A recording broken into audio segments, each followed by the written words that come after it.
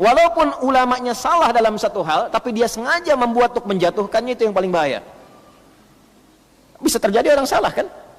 Ya, inzilaqul lisan, salah nyebut ayat misalnya, oh langsung disimpulkan ternyata dia bukan seorang ahli Al-Quran, nyebut ayat aja salah nomornya katanya. Man talabal ilma, siapa yang belajar menuntut ilmu, liyujariya bihil ulama, hanya untuk mendebat ulama. Hati-hati itu. Hanya untuk mendebat ulama, berbangga-bangga dengan di hadapan para ulama. Karena sifatnya tolaba, maka ada, ingat kalau Nabi sampaikan ini berarti kejadian. Ada orang belajar seperti serius, kelihatannya benar sambil menuntut dasar ilmunya. Jadi kalau ada dalil dia catat tuh. Ini Qur'annya dalil, hadisnya dia hafalin betul karena nuntut ilmunya. Ini dalilnya Quran, hadis. Tapi itu hanya digunakan untuk menyoal ulama. Bikin konten sengaja aja buat nyoal ulama. Gitu.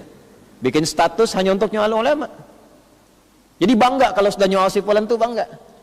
Padahal belajar aja baru 1 ayat, 2 ayat. Hati-hati nih kalau ada yang begini, Nabi sampaikan berarti kejadian. Ada orang belajar kelihatannya serius, paham dalil, paham tuh artinya dia pelajari tuh ngerti, catat gitu kan. Ya, pahamnya paham dalilnya, tapi kadang nggak paham cara menempatkannya bagaimana.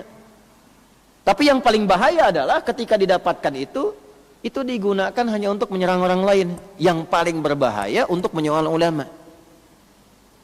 Kan kalau ulama levelnya sudah beda. Belajarnya terukur, sistematis. Kan 4 itu. Wala yata'allamu illa mimman takallamat ahliyatuhu. Ya, wa dhaharat diyanatuhu, wa tahaqqaqat ma'rifatuhu. Ya, washtaharat siyanatuhu. 4 kata Imam Nawawi itu. Kalau ketemu ulama begini hati-hati. Hati-hati itu. Itu dagingnya racun, kalau banyak disoal bermasalah nanti. 1 pakar di bidangnya, 2 soleh orangnya, 3 ma'rifat pada dirinya, kenal Allah sehingga muncul sifat khasyah, nggak sembarangan.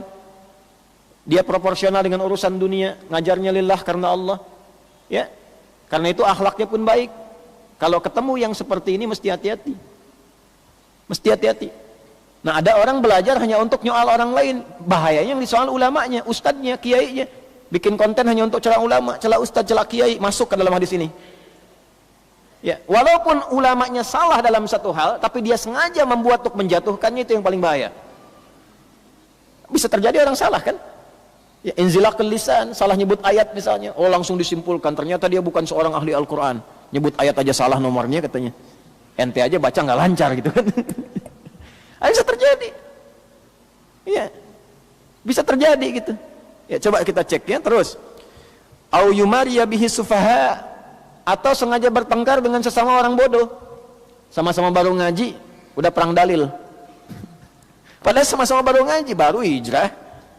Baca Quran masih belum lancar, hafal juga tidak. Baru tahu ayat 1, hadis 1, guru ngajarin, buat dipraktekin, dipakai nyerang orang. Yang paling tidak menarik adalah bertengkar sesama para pelajar, ribut. Ya, perang komen. Makanya saya sering katakan kepada Anda semua, hati-hati, saya tidak akan mengakui murid-murid yang hanya menggunakan bahan pelajaran untuk mencela orang. Abaikan saja. Mencela yang sudah tercela itu buang-buang energi. Kita ngajar itu untuk memperbaiki diri kita.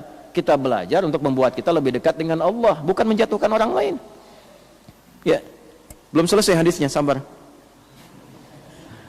Kemudian gurunya, au yasrifa bihi wujuhan nas, atau dia ngajar orientasinya hanya untuk memperbanyak murid supaya nggak ngaji lagi dengan orang lain, supaya fokus pada dirinya saja. Nah, ini kan tafsirnya di awal. Ini ada. Ya. Min jahin au malin au mukatharatin fil atba' wat talamid. Ada guru nanti yang kalau ngajar, kata Nabi itu ditafsir oleh Syekh Hashim, kalau ngajar itu supaya muridnya belajar dengan dia saja. Jangan belajar dengan orang lain. Supaya muridnya makin banyak, kagum pada dia, cuma ini yang dekat dengan Quran, cuma ini yang standarnya dengan sunnah, yang lain salah. Sampai menyimpulkan hati-hati dengan yang lain.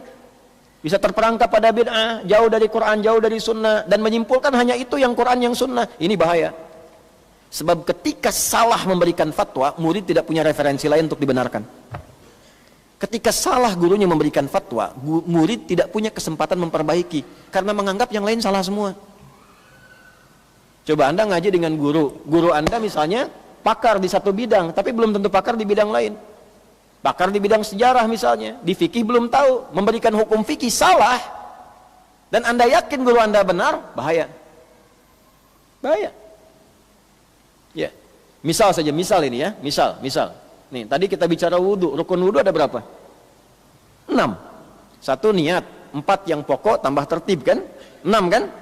Nah, lalu Anda misalnya samakan dengan tayamum. Oh, ini yang pokok sama kayak tayamum misalnya, wajah dengan tangan saja. Dan Anda itu muhibbin ke situ, senangnya ke situ, menyimpulkan itu, salah yang lain. Ya, atau disampaikan kalimatnya misalnya pendapat mayoritas ulama, jumhur ulama, padahal nggak ada satupun ulama bilang begitu misalnya, kan jadi masalah.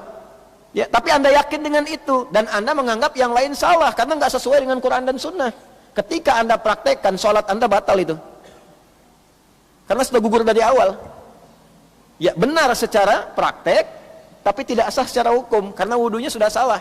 Walaupun Anda wudu dari mulai tangan dicuci, sunnah kumur-kumur, sampai dengan kaki dibasuh, tertib dilakukan, tapi dengan keyakinan yang rukun cuma 2, ya, yang rukun cuma 2, nah itu salah.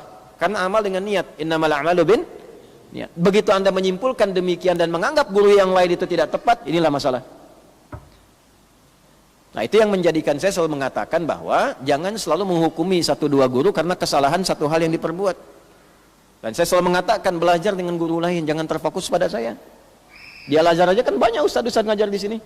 Ada Ustaz Jamalul Lail, ada yang lain-lain, ada yang macam-macam ngajar, itu ikuti. Kalau tidak sepakat, tidak usah diambil. Tapi jangan mencela. Ya, sehingga ukhuwah kita enak. Ya, silakan ada ustaz-ustaz yang lain mengajar, ya. Ada yang di Ormas NU, Muhammadiyah, ada yang Salafi, ada yang macam-macam. Yang baik-baik ambil, nggak sepakat tidak usah dicela. Ya, tinggalkan sudah yang tidak sepakatnya, hormati, doakan gurunya dalam kebaikan, sudah selesai. Jangan disibukkan pada yang tidak baik. Nah, kenapa kalau Anda terlalu terfokus termasuk kepada saya, terus saya salah dalam satu hal, ya kan? Lalu Anda yakini betul, benar, nah, ini bahaya. Ini bahaya. Ya, tetap harus ada pembanding. Tapi kalau gurunya sudah thiqah betulan, maka setiap yang disampaikan itu dalil sifatnya. Dalil itu maksudnya apa? Anda jangan tanya dalil lagi kalau baru belajar. Kadang guru-guru itu mempersingkat menyampaikan hukum karena sudah paham dalil. Anda yang baru belajar jangan tanya dalil kepada guru yang seperti ini.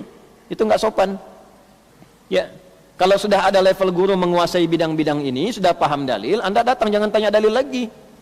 Ya, guru misalnya menyampaikan, salat malam boleh ya 2-2-2-2-1, atau nanti kalau mau masukkan ke witir 4-4-3 atau rakaat 11 atau 20, witirnya 3-23 itu boleh dilakukan. Nyampe begini, Anda tanya dalilnya apa pakai? Nah, itu nggak sopan. Nah, kecuali kalau ada orang baru belajar, Anda meragukan apa yang disampaikan karena jarang ini ditampaikan, boleh tanya dalil.